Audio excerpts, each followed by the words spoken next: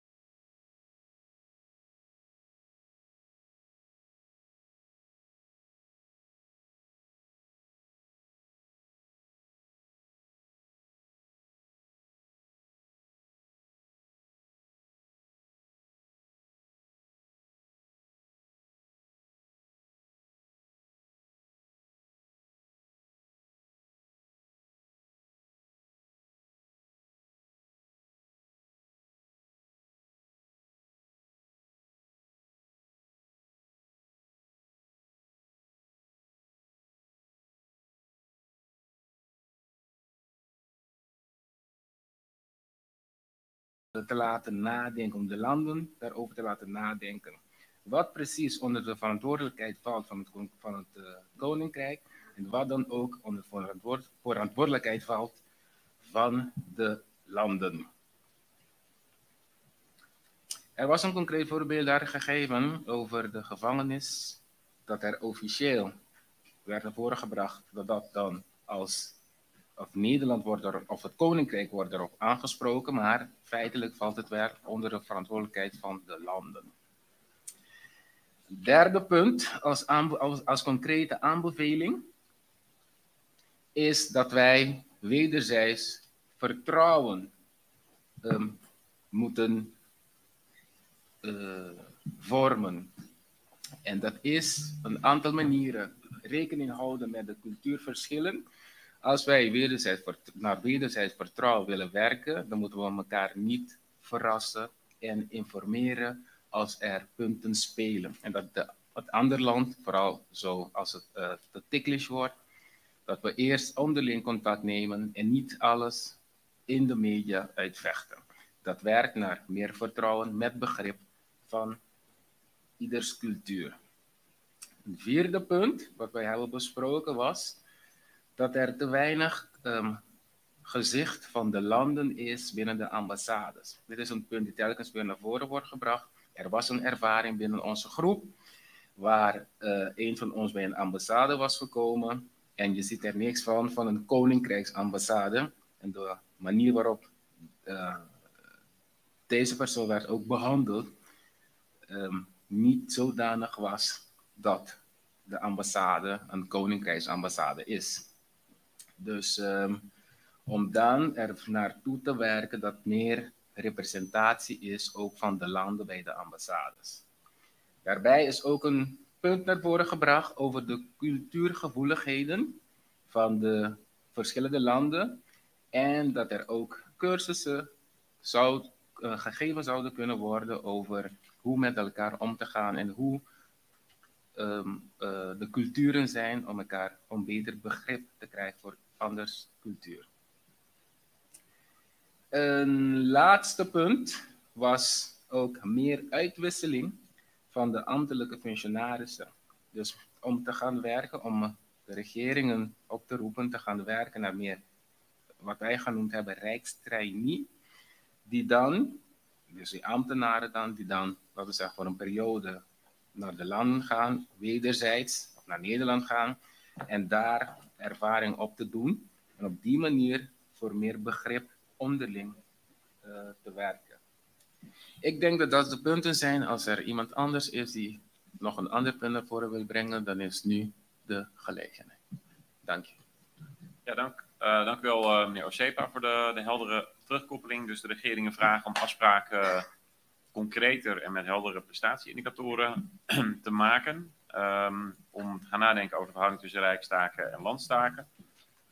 Het algemeen meer afspreken van het principe van elkaar niet verrassen en gevechten niet alleen via de media voeren. Het gezicht van het Koninkrijk binnen de ambassades. Ik zat toevallig bij deze sessie waarbij het concrete voorbeeld werd gegeven. Ik meen van iemand van Aruba die zei dat hij tot 3 maal toe sceptisch werd benaderd toen hij voor paspoortverlenging bij een Nederlandse ambassade kwam. Als Koninkrijks- en Nederlands paspoorthouder. En meer uitwisseling van ambtenaren, bijvoorbeeld via de reeks traineeship, waardoor meer mensen van de eilanden kennis van Nederland en vanuit Nederland kennis van de Caribische landen van het Koninkrijk hebben. Helder. Ik ga eens even kijken of daar reacties op zijn of mensen daar vragen over willen stellen. Ik zie in ieder geval meneer Dos Santos. Ik zag hier, ik zie de heer Steder, ik zie mevrouw Buit, ik zie meneer Rozenmuller. Zijn er nog anderen die hierop willen reageren op dit moment? Nee, dan ga ik even dat rondje doen. Begin ik bij de heer Dos Santos, ga ik zo de rij af. Meneer Dos Santos. Hallo.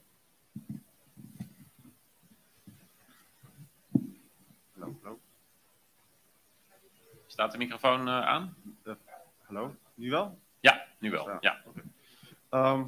Nou, 2 punten. 1, aan het eind van het gesprek zijn er 2 dingen naar voren gekomen. 1 was een idee van de heer De Koer.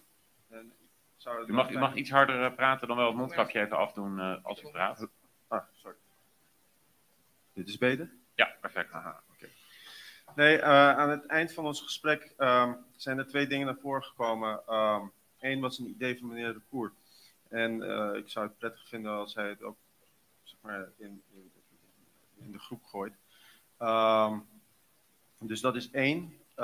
2 is, we hebben het ook heel even gehad over het College voor de Rechten van de Mens. En of er draagvlak zou zijn hier bij ons om onze regeringen, of in ieder geval de Koninkrijksregering op te roepen om te bezien of het College voor de Rechten van de Mens ook een Koninkrijks... ja, ik onderbreek even hier, want dat is, ik zat er toevallig bij, dat is besproken. Dat was natuurlijk een concrete vraag voor groep 3. Dus daar komen we bij groep 3 zeker nog even op terug. En dan geef ik u desgewenst ook even de kans om dat punt nog in te brengen. Oké, is goed. Dank u wel. Dan ga ik naar de heer Steder. Ja, dank u wel. Ik werd getriggerd door de opmerking dat geconstateerd is dat er verschillende cultuurverschillen zijn, ook op ambtelijk niveau, en dat we daar rekening mee zouden moeten houden en misschien ook zelfs het treden. Ik vroeg me ook af of jullie daar uitgesproken hebben wat er dan zijn, hè? Wat misschien ook wel de dingen zijn waar je dan op zou moeten letten. Want het zou goed zijn voor zij die hier niet bij waren om daar ook kennis van te nemen. Dus daar mijn nieuwsgierigheid. Oké, ja, met het oog op de tijd inventariseer ik even de vragen. Dan kan de heer Osepa die zo meteen bij elkaar beantwoorden. Mevrouw Buiten? Dat scheelt tijd, voorzitter, want ik had een soortgelijke vraag. Oké, kijk aan. Meneer Rozenmuller. En dan geef ik de microfoon open. Dankjewel. Dank ook voor de terugkoppeling. Ik had een vraag bij het tweede punt. Die gaat over de duidelijkheid met betrekking tot landstaken en rijkstaken. Ik snap wat daar bedoeld wordt. Hebben jullie ook in je werkgroep het thema aangestipt van misschien maatwerk op dat terrein per land? Nu is het zo dat je, en daar zou ik graag een keer over willen spreken in dit verband, maar nu is het zo dat eigenlijk voor alle landen de koninkrijkstaken en de landstaken, hoe je het precies ook regelt, hetzelfde zijn. Maar het zou kunnen zijn dat dat per land verschillende behoeftes zijn. En ik denk dat dat een gesprek is. Ik weet dat dat in de diverse landen speelt. Vraag is maatwerk op dat terrein een onderdeel van jullie gesprek geweest? Dank. Ik kijk even of dit inderdaad, of ik alle mensen die een vraag nog willen stellen over deze werkgroep aan de heer Osepa, of ik die aan het woord heb gelaten. Dat is volgens mij het geval. Nou, heer Osepa, dank. Dan wil ik vragen of u de vraag kunt beantwoorden. Ja, dank u meneer de voorzitter. Over de eerste vraag. Wat moet begrepen worden onder cultuurverschillen? We hebben gesproken over 1, de manier van omgang. 2, hardheid. 3, directheid. Er is door meneer Dos Santos naar voren gebracht dat bijvoorbeeld iets wat ook vandaag of gisteren is gebeurd, als er een bepaalde toenadering is, en in dit geval als er een borrel is onderling, dan creëer je begrip wederzijds. Dus met wat de punten zijn geweest over cultuurverschillen, zijn meestal de punten die eigenlijk weten we zo'n beetje al wat ze zijn. Laat ik het nu noemen, de relaxedheid van de ene kant en de directheid aan de andere kant. De hardheid aan de ene kant. Bijvoorbeeld ook is naar voren gebracht dat bij een vorige IPCO werd er min of meer, ik wil het woord geruzied niet gebruiken, maar ik gebruik het toch. Dus Nederland kreeg direct te horen wat allemaal mis was met Nederland in de benadering van Nederlands jegens ons. En dat werd niet als prettig ervaren door kennelijk de Nederlandse cultuur. Dus op die manier was de samenwerking niet mogelijk, heb ik begrepen. Dus dat waren de punten die onder dat vlaggetje naar voren waren gekomen. En over matwerk hebben wij echt niet bij stilgestaan. Ik begrijp wel de behoefte en de noodzaak van alle landen. Maar daar hebben we het niet over gehad. Dank u wel. Nou, u bracht 5 concrete punten in. Die markeren we en die gaan we meenemen ook naar de besprekingen in het presidium. En dan gaan wij nu verder met de tweede groep. Een tweede groep heeft zich gebogen over het statuut, samenwerking en geschilbeslechting. Nou, ik denk dat we allemaal benieuwd zijn hoe het met de bespreking in die groep is gegaan. Ik kijk eventjes, die zat onder voorzitterschap van Aruba, maar ik weet even niet wie als rapporteur is aangewezen. Dus de heer Douwers. Ja, meneer Douwers, eveneens van Aruba. Gaat u gang. Dag, voorzitter. Dank voor de gelegenheid om even te rapporteren. Ik kan u zeggen dat de gesprekken goed zijn verlopen. Iedereen is heel huids uit de bespreking gekomen en zitten volgens mij allemaal weer hier. Nou, als u dat kunnen we als een succes markeren. Dat is een heel groot succespunt, ja. We hebben, het gaat over geschillenbeslechting. En ik kan daar heel kort over zijn. We zijn tot de conclusie gekomen en waarschijnlijk kan dat per delegatie variëren, begrijp ik, de uiteindelijke conclusie. Maar in ieder geval in onze groep zijn we van mening dat wij moeten aandringen, of althans als IPCO, moeten aandringen bij onze regeringen om een poging te doen met een achtneming van de geschiedenis en artikel 12 van het statuut, om te komen tot een regeling waarbij er sprake is van een behoorlijke geschilbeslechting binnen ons koninkrijk. We hebben wel heel lang gesproken, voorzitter, maar dit was de conclusie. We hebben het ook gehad over benutten van andere mogelijkheden binnen het statuut. Dus niet alleen geschillenbeslechting, maar ook hoe kunnen we juist het statuut gebruiken om verder met elkaar vooruit te komen. En de conclusie daarbij was dat wij bij de regeringen moeten aandringen. Ik begrijp dat er een motie van raak is, die bij de Nederlandse regering volop aandringt om een nadere analyse te geven van de artikelen van het statuut en de diverse verantwoordelijkheden die er liggen voor de verschillende partijen. En wij als commissie of als werkgroep hebben de conclusie getrokken dat wij moeten aandringen bij de Nederlandse regering, maar ook onze regeringen, om in ieder geval alert te zijn op deze motie en de Nederlandse regering daarbij aandringen om het in ieder geval ten uitvoer te brengen.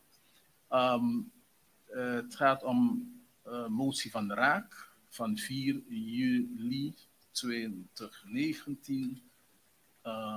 En ik denk dat de griffier u de verdere details en nummer kan doen toekomen. Ik dank u, voorzitter.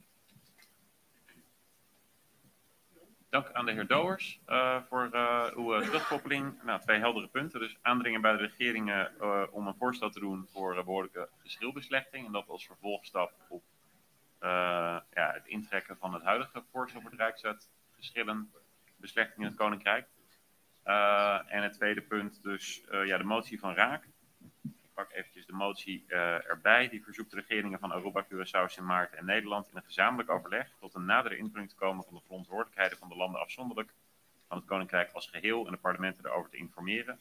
Dat was een motie die destijds is ondertekend niet alleen door de heer Van Raak, maar ook door de heer John, mevrouw McWilliam, de heer Bosman, de heer Van Dam, de heer Bisschop van de SGP, mevrouw Diertens van D66, mevrouw Kuiken van de Partij van de Arbeid en de heer Drost van de ChristenUnie. Dus ja, ik zie alleen niemand van Sint Maarten onder deze motie staan. Dus ik moet even kijken of die waren er niet toen inderdaad. Nee,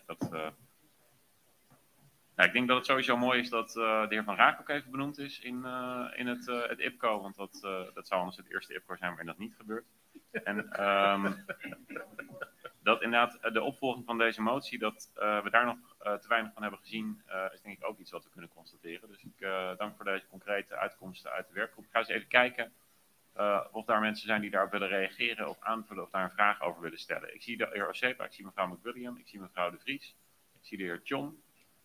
Ik begin dan eventjes gewoon aan de andere kant, dus bij mevrouw McWilliam. En dan kom ik zo uiteindelijk bij de heer John uit, als ik daarmee alle 4 heb. Mevrouw McWilliam, gaat u gang. Dankjewel, meneer de voorzitter.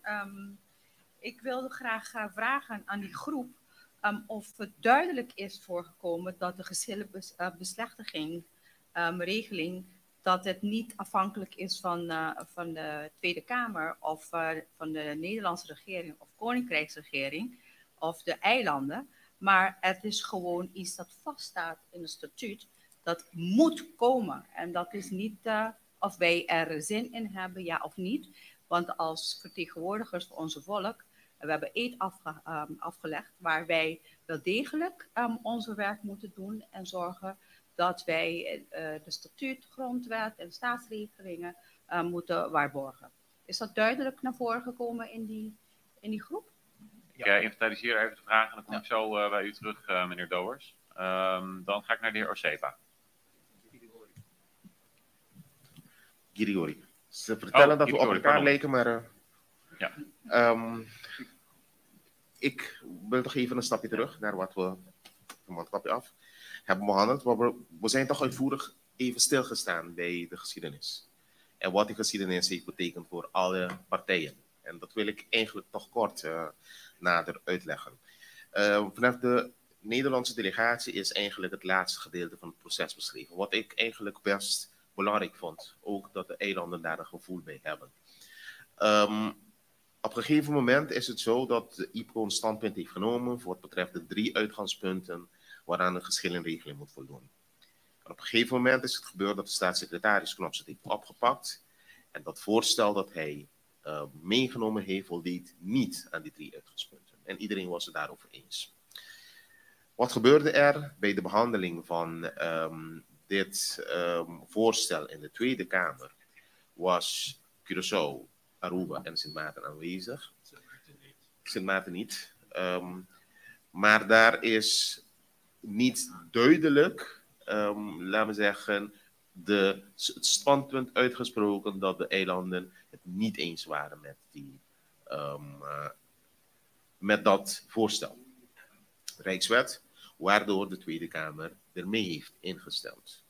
Het amendement van de Statenvorst van Aruba. Er is inderdaad juist ook nog het amendement ingekomen. En ik vertel dat, want om dat duidelijk te maken dat eigenlijk bij de Nederlandse delegatie eigenlijk in dat uitzicht begrijpelijk ook het gevoel ontstaat van hoezo dat er nu 2 jaar later vanuit de eilanden het standpunt komt: nee, we zijn het niet met de Rijkswet eens, terwijl destijds bij de behandeling het niet duidelijk is geworden. Dat is 1 punt dat voren is gekomen. Later is wel het standpunt van de eilanden nader uitgelegd. Want alle 3 eilanden hebben nu, zoals ze schriftelijk hebben toegekend, dat ze nog steeds staan achter die 3 uitgangspunten. En dat het voorstel dat destijds werd ingediend niet voldeed aan alle 3 uitgangspunten. En zeker niet aan de bindendheid van dat advies. We hebben een beetje geprobeerd uit te leggen van hoe die behandeling destijds is gebeurd. En waarom niet duidelijk is geworden dat die eilanden dat standpunt hadden destijds bij de Tweede Kamer. Misschien kan de heer Chong, want hij heeft daar meer kennis bij, dat even kort toelichten. Maar waar wil ik naartoe? Het is wel zo dat de commissie het standpunt heeft ingenomen dat de IPCO een dringend verzoek aan de 3 regeringen moet sturen. Met het verzoek om zeker nu er 3 nieuwe regeringen komen, geschillenbeslechting weer op te pakken en op te lossen.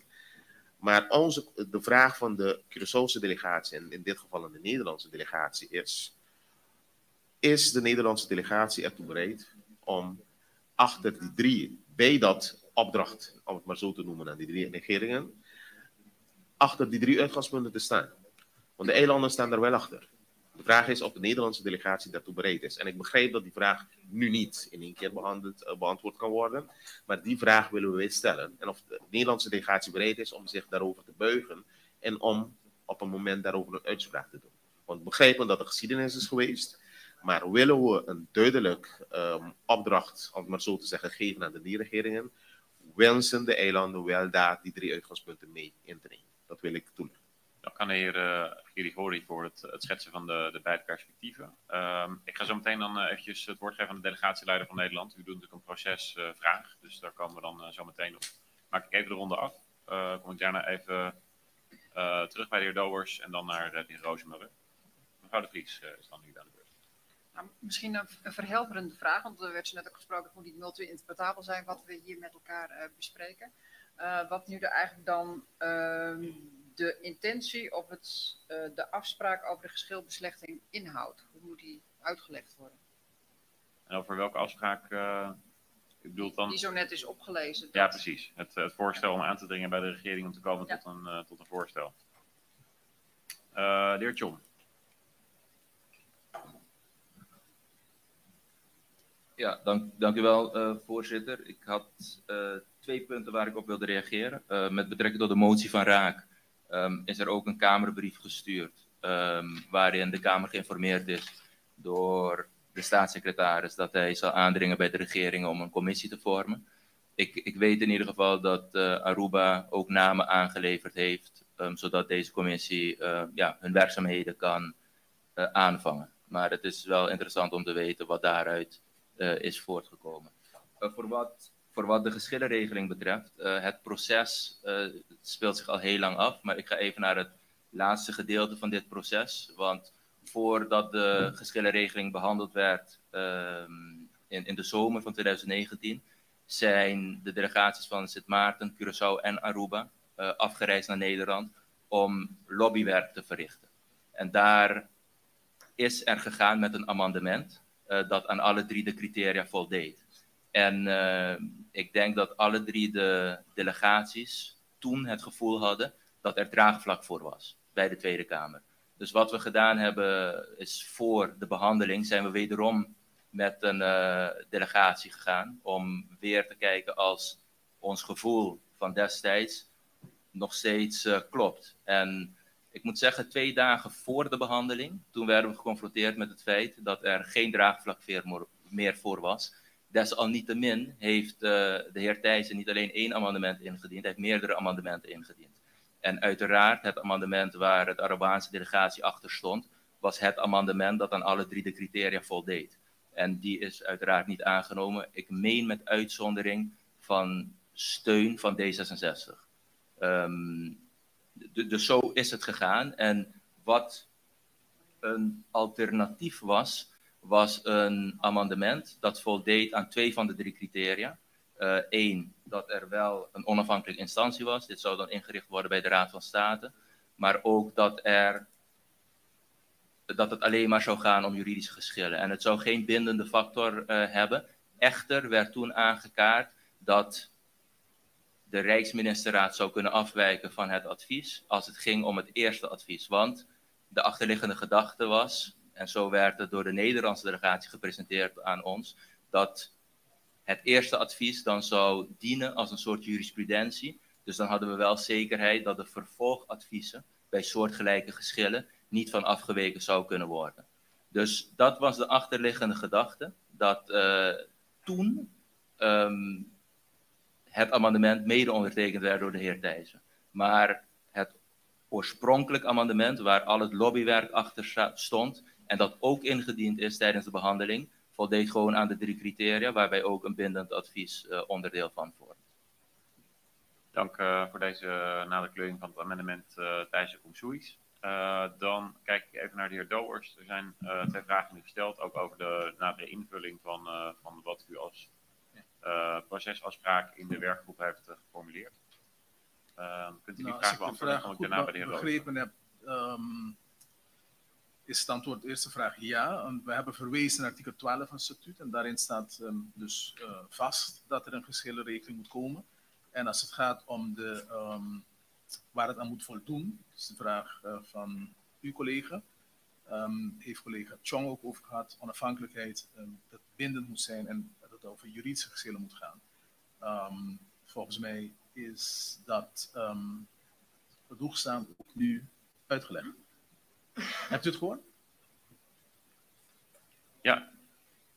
Nee, dat was Kijk, eens even op mevrouw de Vries of uw vraag ermee is. dat was uw vraag, toch? Waar het aan moest voldoen?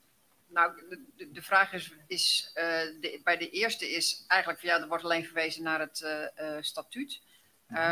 Maar de vraag is wel wat de intentie erachter is van die afspraak.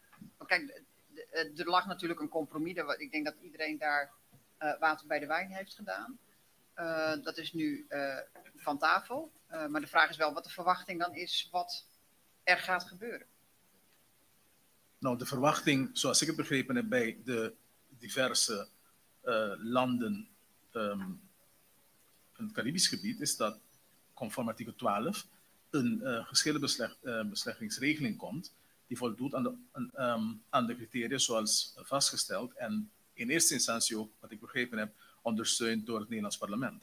En het gaat om dus een instantie die onafhankelijk is, die een bindend uitspraak gaan doen en dat over juridische geschillen moet gaan. En wat ik net begrijp, want ik was er zelf niet bij, is dat in ieder geval dat met name in Nederland men vindt dat het niet per se bindend zou hoeven of moeten zijn.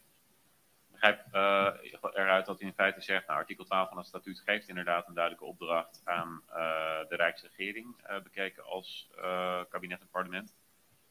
En dat die opdracht er nog steeds staat en aan de regering gevraagd wordt om daar snel invulling aan te geven. Ja.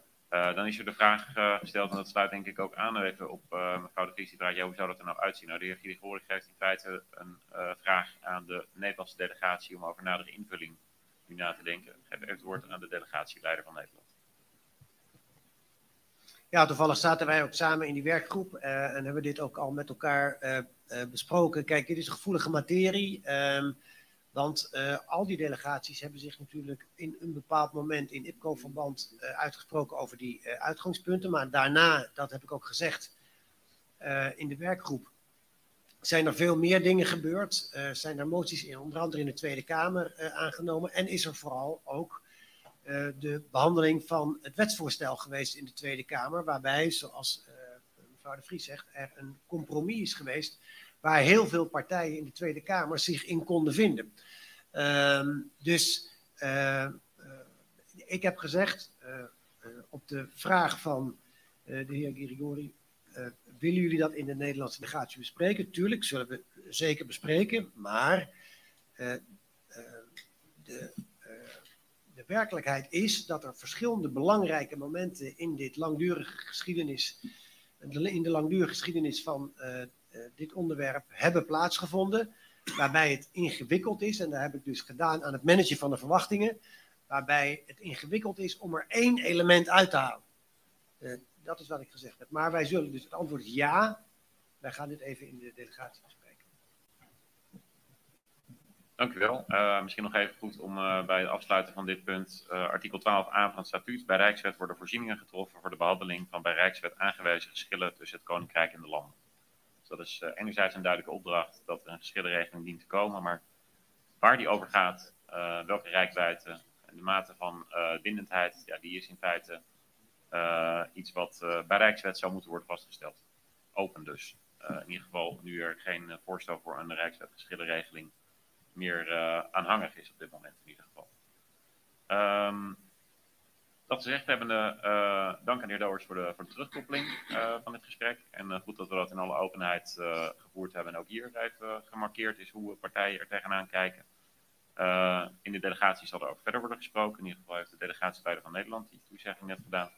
Dat brengt ons bij groep 3, mensenrechten, rechtsstaat, deugdelijk bestuur en parlementaire democratie. Deze groep is voorgezeten door Curaçao. En ik kijk even wie de terugkoppeling vanuit deze groep gaat verrichten. En dat gaat de voorzitter doen, de heer Todé. Meneer Todé, gaat u gang. Dank u wel, voorzitter. Ja. Oké, meneer de voorzitter, we hadden een goed gesprek met z'n allen, waarbij we op 4 punten, de 4 punten die hierbij genoemd moeten worden, zijn eigenlijk de mensenrechten, dus de rechtsstaat, deugdelijk bestuur en parlementaire democratie. Met de mensenrechten hebben we in de groep gesproken over dat het belangrijk is dat de landen in het Caribisch gebied steun krijgen van organen en organisaties zoals het College voor de Rechten van de Mens. Bij de uitvoering van de internationale verdragen gaat het daarbij concreet om ondersteuning in de capaciteit, vraagstuk en advisering, expertise en uitwisseling van kennis. We hebben ook gesproken dat men is het met elkaar eens dat er qua structuur, dus hoe doe je het, hoe richt je het in, weinig verschil dient te zijn. Echter, waar het gaat om de inhoud met rekening worden gehouden met cultuurverschillen en verschillende omstandigheden. Een aantal thema's zijn geïnventariseerd waaraan prioriteit moet worden gegeven aan het College van de Rechten van de Mens, het Verdrag van Istanbul, rechten voor de mensen met een handicap. En de delegatieleden zullen ook na het IPCO met elkaar in contact blijven voor het uitwisselen van kennis over deze thema's. Als we het hebben over rechtsstaat, meneer de voorzitter, een aantal voorbeelden zijn genoemd. Bijvoorbeeld de moord op Peter de Vries, de schrijnende armoede in bepaalde gebieden op de eilanden. Deze voorbeelden laten zien dat als je als overheid onvoldoende kan zorgen voor de basale dingen voor de bevolkingsgroepen, later daaruit dreiging volgt voor het bestaan van je rechtsstaat. Jongeren voelen zich uitgesloten en sluiten zich aan bij gangs. Denk daarbij aan IS-gangers. Vervolgens zijn ze bereid om voor geld een aanslag te plegen, etc. Wat soms ook een directe aanslag tegen de rechtsstaat kan zijn. Als de overheid, bestuurders, kun je dit beperken door zoveel mogelijk te zorgen voor goed voorbeeld te geven, transparantie, vriendjespolitiek vermijden, niet meten met twee maten, integriteit bevorderen, voor de lange termijn uitstippelen waar je als rechtsstaat wil zijn. De journalistiek speelt ook een belangrijke bijdrage aan het versterken of bedreigingen van de rechtsstaat. Als voorbeeld hiervoor kan worden genoemd de wijze waarop bepaalde social media de autoriteit en afhankelijkheid van de rechterlijke macht aanvallen en in discreet brengt. Een van de obstakels is het ontbreken van een mediawet. Op de landen is het Dus een van de obstakels is het ontbreken van de mediawet op de landen in het Caribisch gebied. Dan ga ik over op de deugdelijkheid van bestuur. Het volgende moet het bestuur concreet doen. Transparantie in het bestuur. Lead by example. De manier waarop je met ministers en parlementariërs communiceert, meer verschuiving van wantrouwen naar vertrouwen. Dit alles vraagt naar een andere manier waarop wij ons systeem inrichten. Een klokkenluide regeling met voorwaarden is een pre. Over de parlementaire democratie. De verkiezingswaarneming blijft een belangrijk thema. Door de veel fractievorming binnen het parlement gaat nadruk meer naar het met elkaar uitvechten van zaken in plaats van het controleren van de regering. Hierdoor komt de regering weg met bijna alles. Vanuit de eilanden ervaart men een soortgelijk gevoel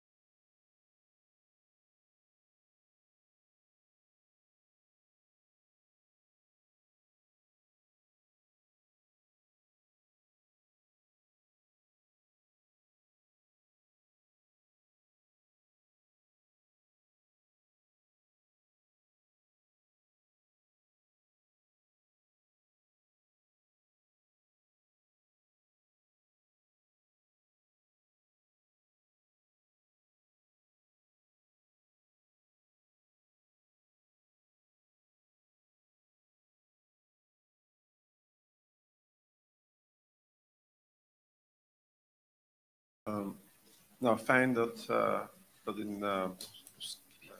in deze groep ook gesproken is over het College voor de Rechten van de Mens. Het zou heel fijn zijn als we daar een gezamenlijk standpunt over zouden kunnen nemen. Dan wil ik in aansluiting daarop even toch teruggrijpen op iets wat te sprake is gekomen aan het eind van de vorige, mijn groep. In verband met kolonialisme. Als je kijkt naar deze samenlevingen, dan zie je dat je, in alle eerlijkheid, je hebt een macho-cultuur met als gevolg de manier waarop kinderen worden behandeld niet, of heel vaak onder de maat is. Dus geweld, verwaarlozing, etc. Ook geweld tegen vrouwen. En het is, ik zou het belangrijk vinden dat er onderzoek zou komen naar de koloniale wortels van deze soort, van deze problemen. Je ziet het trouwens in de gehele regio, Latijns-Amerika, Midden-Amerika. Geweld tegen vrouwen is een schrijnend probleem en heeft zijn wortels in de geschiedenis. En dat is jammer, maar het is wel belangrijk dat wij een beter beeld krijgen van wat de effecten zijn van het verleden en wat we er eigenlijk tegen kunnen doen. En in dat kader vind ik het ook heel belangrijk dat het College voor de Rechten van de Mens ook een rol zou krijgen bij bewustmaking in de Cariben van wat mensenrechten betekenen en wat we kunnen doen en wat we moeten doen om deze te verwezenlijken. Dank u wel. Ja, dank. En ik constateer ook even, ziende bij de Nederlandse delegatie, dat het ook zeker zo is dat in Nederland ook zaken als huiselijk geweld en vrouwenrechten nog altijd een uitdaging zijn. Ik zie mevrouw McCullingham hierop wil reageren, klopt dat? Ja, meneer de voorzitter, ja. Als ik mag reageren, in onze groep is ook naar voren gekomen over het verdrag van Istanbul. Het verdrag van Istanbul is leidend voor het vrouwelijk geweld tegenaan te gaan. En wij weten dat de eilanden niet in deze verdrag zijn opgenomen. In 2015 heeft de Koninkrijk der Nederlanden heeft het goedgekeurd. Maar in 2016 heeft Nederland als land alleen geratificeerd. Dus betekent dat de eilanden zijn niet onder het verdrag en nog de BES-eilanden.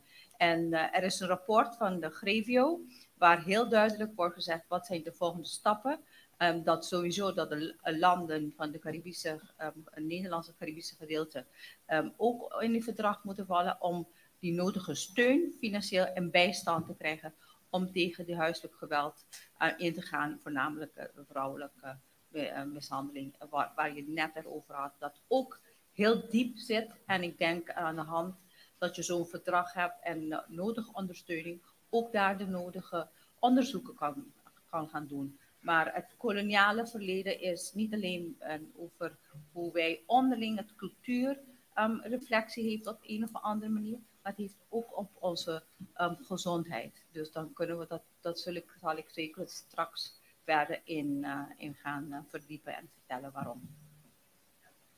Ja, dank.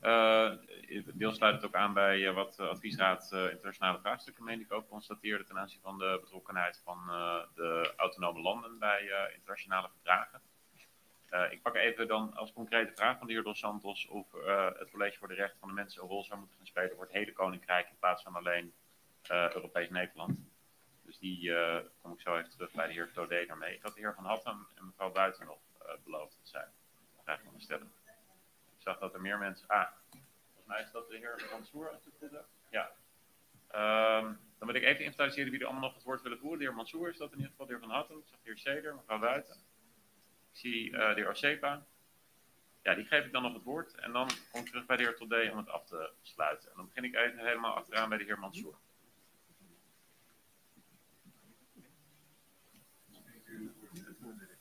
Mag de microfoon van de heer Mansour op de tweede rij rechts achterin aan.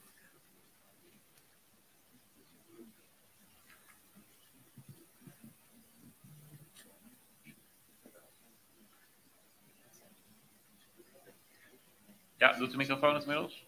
Ja, als dat goed is wel. Dank u, voorzitter. Nou, we horen hier, we kunnen u hier niet horen. Kijk even. Ik wil u nog even de hand opsteken dat de techniek ziet welke microfoon het om gaat. Helemaal de achterste rij. Die wordt nu aangezet. Kunt u nog een poging doen? Ja. Nou, dan bent u nu te verstaan. Nee.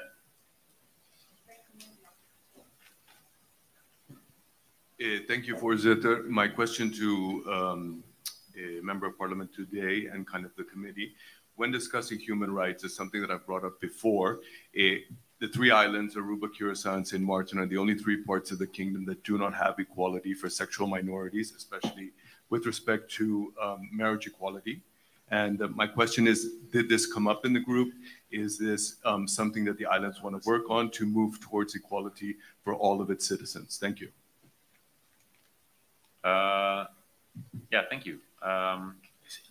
For that point, we'll, let's laten we verder gaan met het inventariseren van de vraag. De heer Van Hattem. Dank, voorzitter. Ik heb met belangstelling geluisterd naar het feit dat zojuist bij deze groep ook het punt is genoemd van de tekortschietende onderbouwing bij maatregelen om als parlement ook goed afwegingen en je controlerende taak uit te kunnen oefenen. En dat is ook iets wat bij de groep waar ik bij zat ter sprake is gekomen.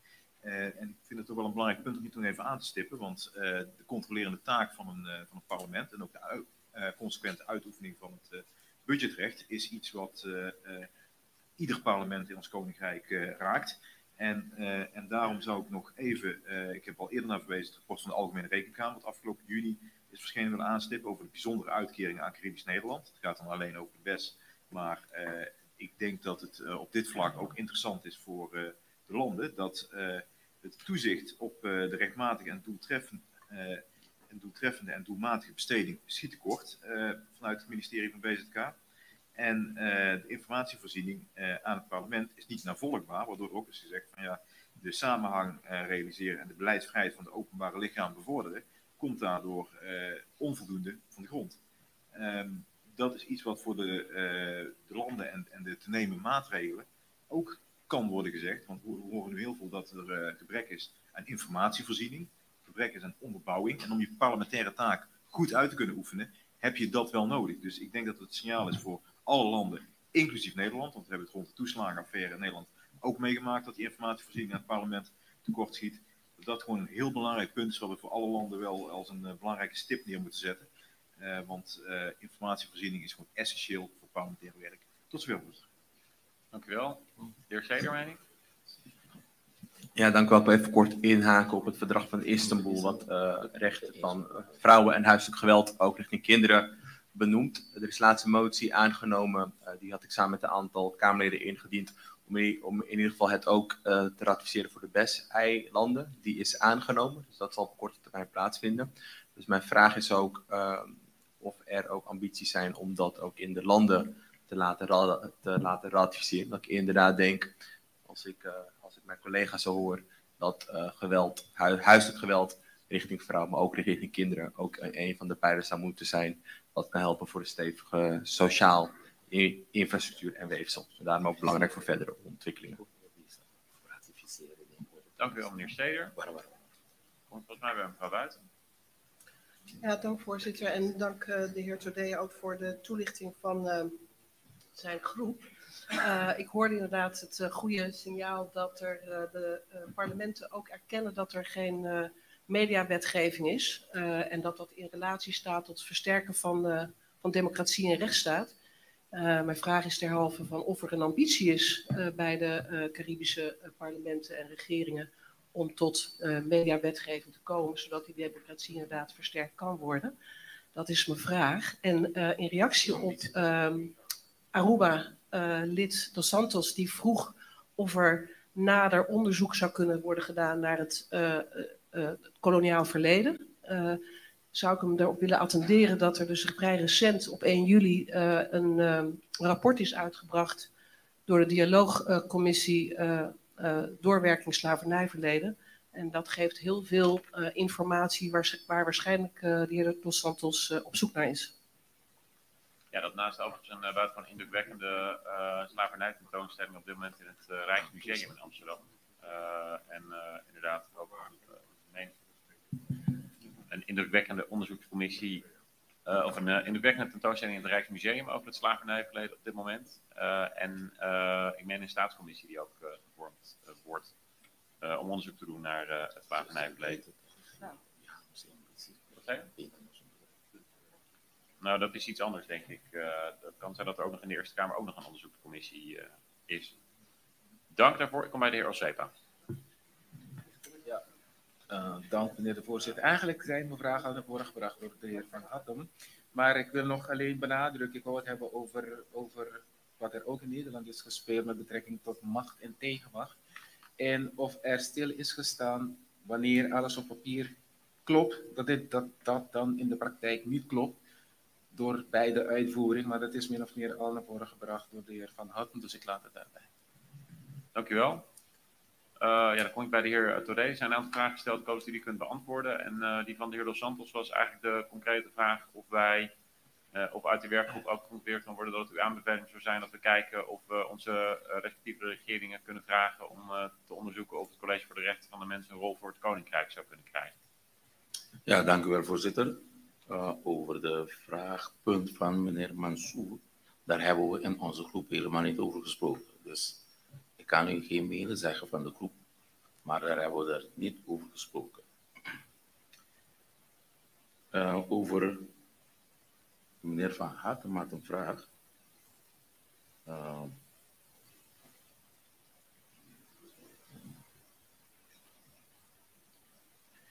Meneer Van Hattem had een vraag. Dat de aansluiting in de landen, over de aansluiting in de landen. Wij zijn helemaal eens met uw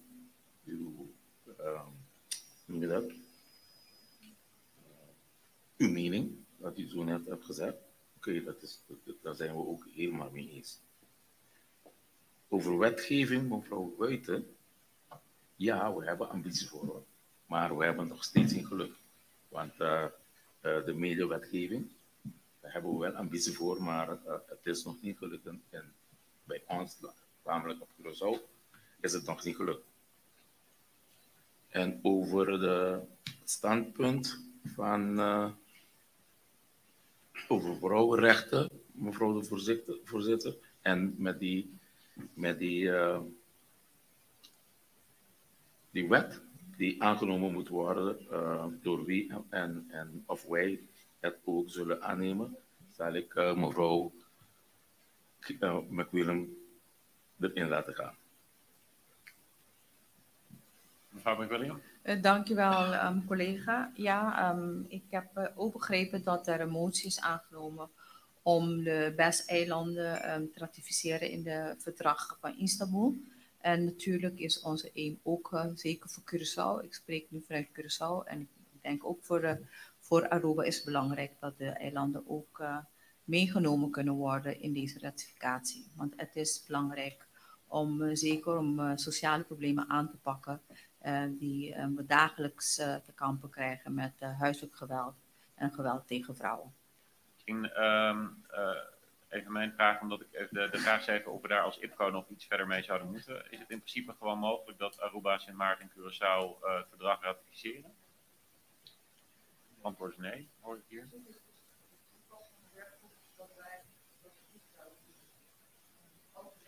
En kijk, mevrouw Gerkens die zegt net tegen mij het verzoek van de werkgroep is of wij het verzoek zouden kunnen doen om die ratificatie te faciliteren.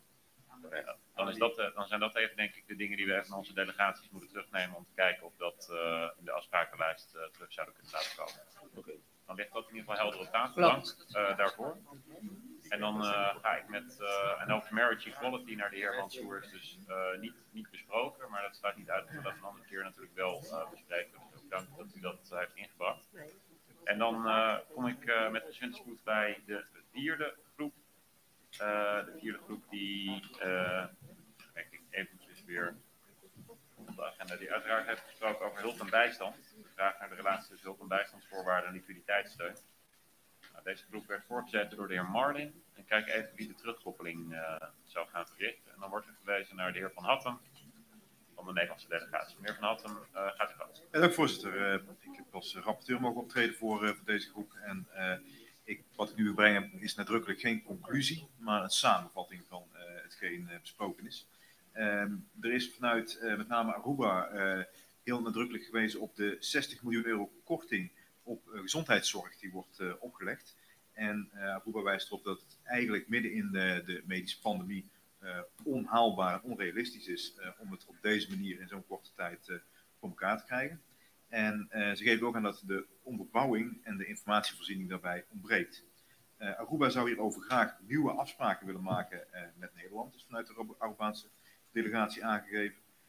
Om op die manier als landen ook met haalbare en realistische alternatieven te kunnen komen. En daarmee het pakket draaglijker te maken. De suggestie is gedaan om te kijken naar scenario's voor een alternatief tijdspad en alternatieven voor te leggen aan het parlement daarvoor. Dus dat eventueel wel bepaalde deze maatregelen wel genomen worden, maar dan in een groter tijdsbestek. Dat is de suggestie die is gedaan.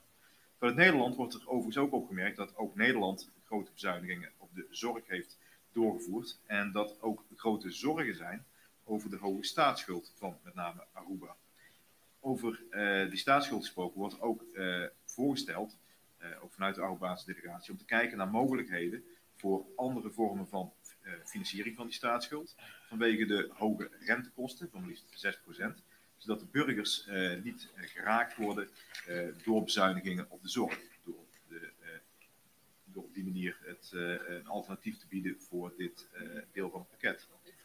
De landen erkennen zelf de noodzaak van de hervormingen. Dat is wel heel nadrukkelijk aangegeven, maar er wordt natuurlijk wel bij gezegd dat het realistisch en haalbaar moet zijn. Sint Maarten die benadrukt dat de gespannen relatie met Den Haag eigenlijk steeds erger wordt, dat die spanningen oplopen. En dat er een gevoel is van take it or leave it, dat wordt opgelegd.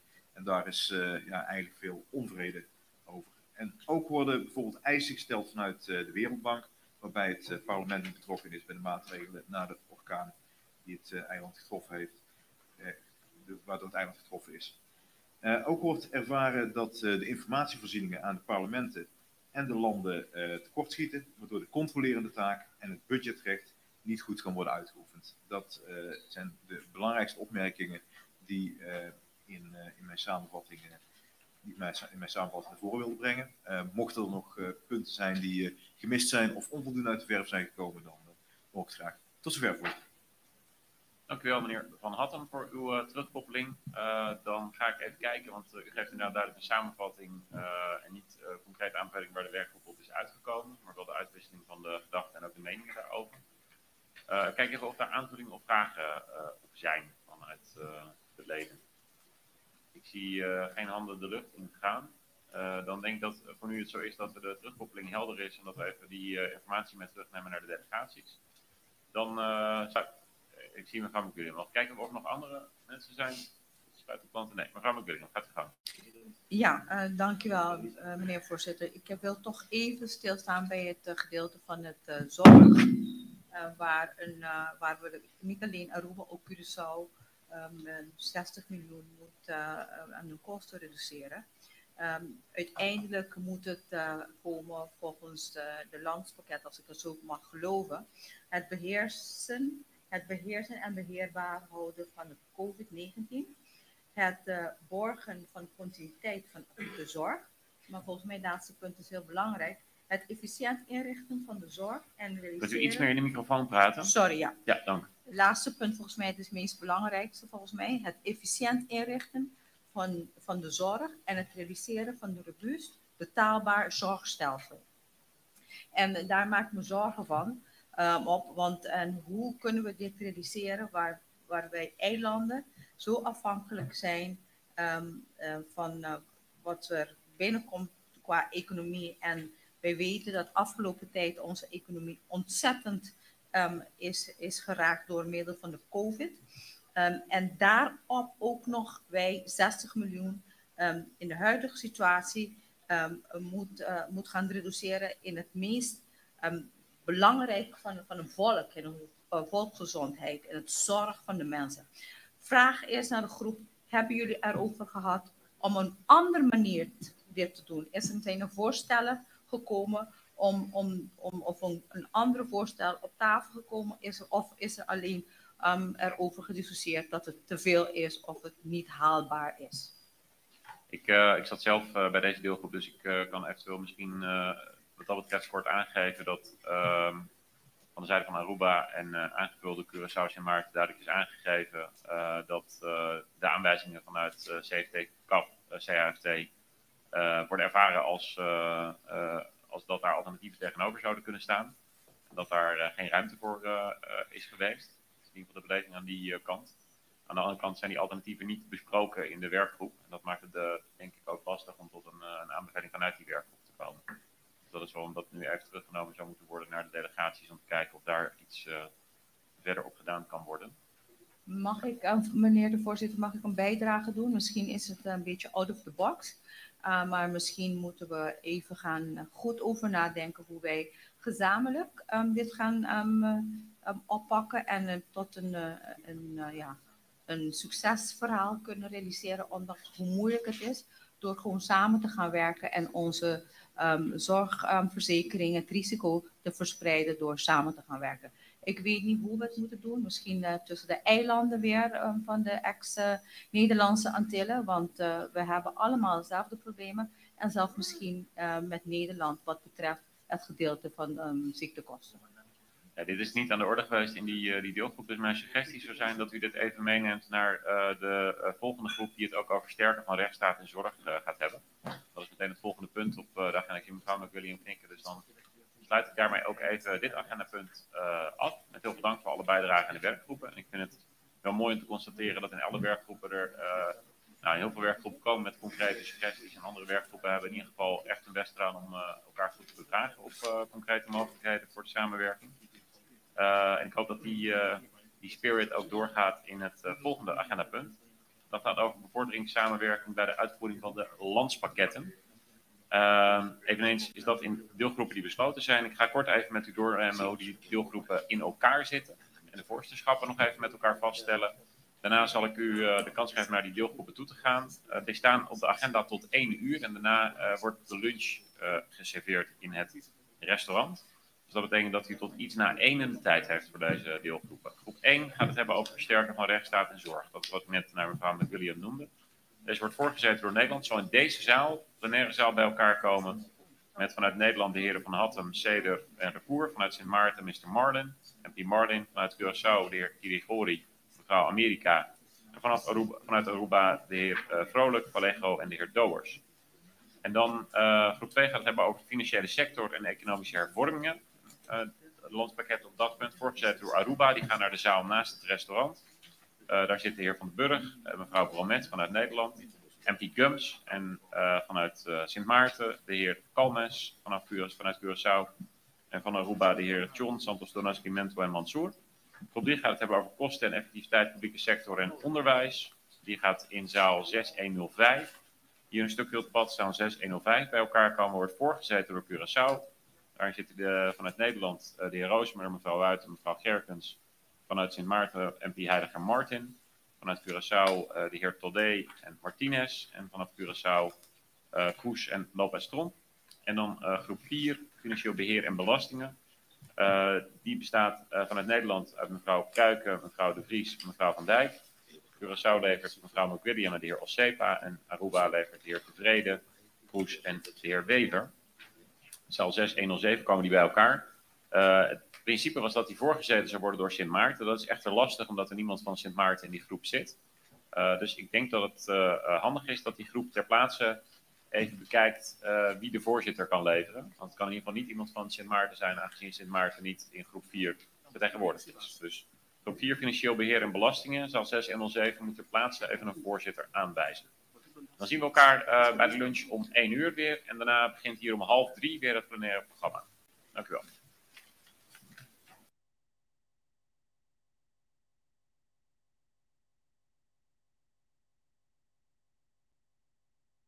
Análisis y opinión, entrevista pa informar en tu tópico, entrevista objetividad, danos mi show y nos di show, entrevista política, farándula, actualidad, una nueva confianza.